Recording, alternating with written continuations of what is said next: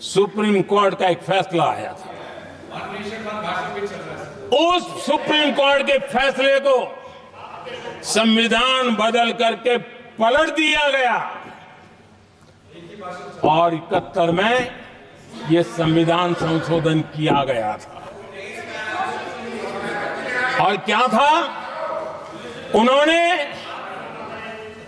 हमारे देश की अदालत के पंख काट दिए थे और यहां पर तो किया था कि संसद संविधान के किसी भी आर्टिकल में जो मर्जी पड़े वो कर सकती है और अदालत उसकी तरफ देख भी नहीं सकती है। अदालत के सारे अधिकारों को छीन लिया गया था। ये पाप 1971 में उस समय की प्रधानमंत्री श्रीमती इंदिरा गांधी ने किया था।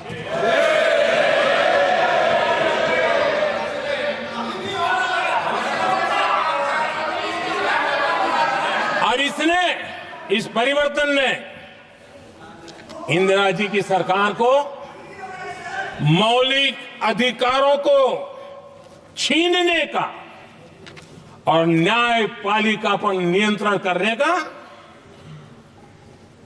अधिकार दिया, सक्षम बना दिया था।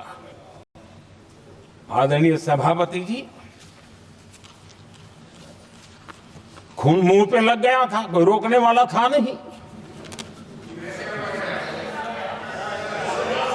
और इसलिए जब इंदिरा जी के चुनाव को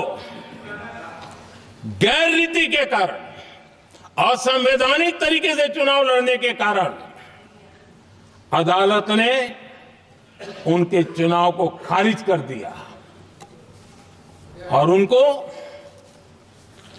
एमपी पद छोड़ने की नौबत आई, तो उन्होंने गुस्से में आकर के देश पर इमरजेंसी थोप दी, आपातकाल लगा दिया अपनी कुर्सी बचाने के लिए। और उसके बाद इतना ही नहीं, उन्होंने इमरजेंसी तो लगाई, संविधान का दुरुपयोग तो किया ही किया, भारत के लोकतंत्र का गला तो घोंट ही दिया। लेकिन 1975 में 39वां संशोधन किया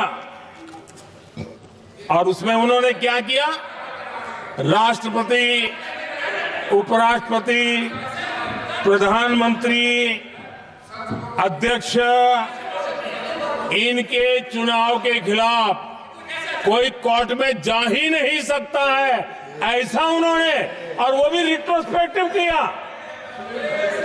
आगे के लिए नहीं, पीछे का भी, अपने पापों का भी उन्होंने। और आदरणीय सभापति जी, मैं संविधान की बात कर रहा हूं, मैं संविधान के आगे पीछे कुछ नहीं बोल रहा हूं।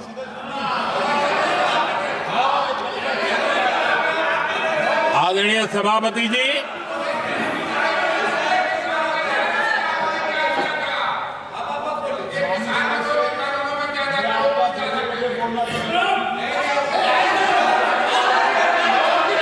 आदरणीय सभापति जी, इमरजेंसी में लोगों के अधिकार छीन लिए गए, देश के हजारों लोगों को जेलों में ठूंस दिया गया, न्यायपालिका का गला घोंट दिया गया, अखबारों की स्वतंत्रता पर ताले लगा दिए गए।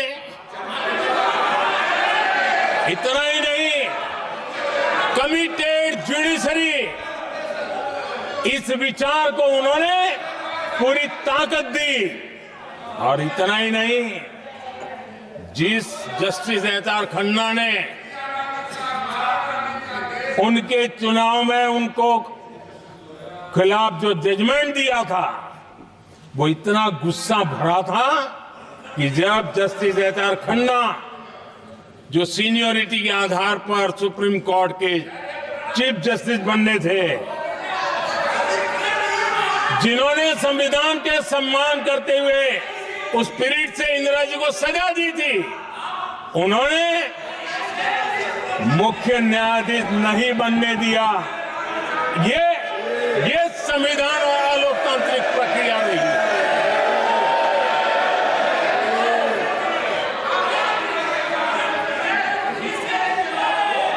आदरणीय सभापति जी,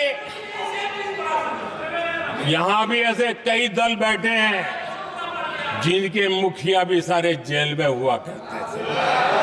ये इनकी मजबूरी है कि वहां जाके बैठे हैं, उनको भी जेलों में ठूस दिया गया था। आदरणीय सभापति जी, देश पर जुल्म तांडव चल रहा था, निर्दोष लोगों को जेलों में ठूस दिया जाता था, लाठियां बरताई जाती थी, कई लोग जेलों में मौत के शरण हो गए थे और एक निर्दयी सरकार संविधान को चूर चूर करती रही थी। आदरणीय सभापति जी, ये परंपरा यहां नहीं रुकी। जो परंपरा नेहरू जी ने शुरू की थी, जिसको दूसरे प्रधानमंत्री जी इंदिरा जी ने आगे बढ़ाया, क्योंकि खून मुंह पे लग गया था और इसलिए राजीव गांधी जी प्रधानमंत्री बने। उन्होंने संविधान को एक और गंभीर झटका दे दिया। सबको समानता, सबको समानता, सबको न्याय, उस भावना को चोट पहुंचाई। आदरणीय सभापति जी, आपको मालूम है सुप्रीम कोर्ट ने शाहबानो का जजमेंट दिया था। एक भारत की महिला को न्याय देने का काम संविधान की मर्यादा और स्पिरिट के आधार पर देश की सुप्रीम कोर्ट ने दिया था। एक वृद्ध महिला को उसका हक मिला था सुप्रीम कोर्ट से, लेकिन उस समय के प्रधानमंत्री राजीव गांधी ने शाहबानो की उस भावना को, सुप्रीम कोर्ट की उस भावना को नकार दिया और उन्होंने वोट बैंक की राजनीति के खातिर संविधान की भावना को बलि चढ़ा दिया और कट्टरपंथियों के सामने सर झुकाने का काम कर दिया। उन्होंने न्याय के लिए तड़प रही एक वृद्ध महिला को साथ देने के बजाय उन्होंने कट्टरपंथियों का साथ दिया।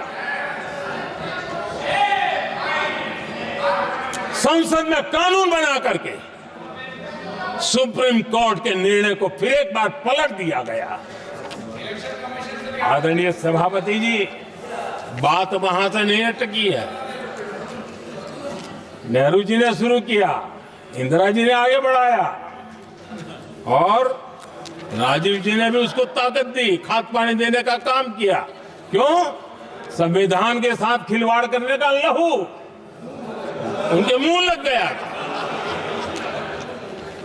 आदरणीय सभापति जी, अगली पीढ़ी भी इसी खिलवाड़ में जुड़ी पड़ी है। एक किताब को मैं कोट कर रहा हूं।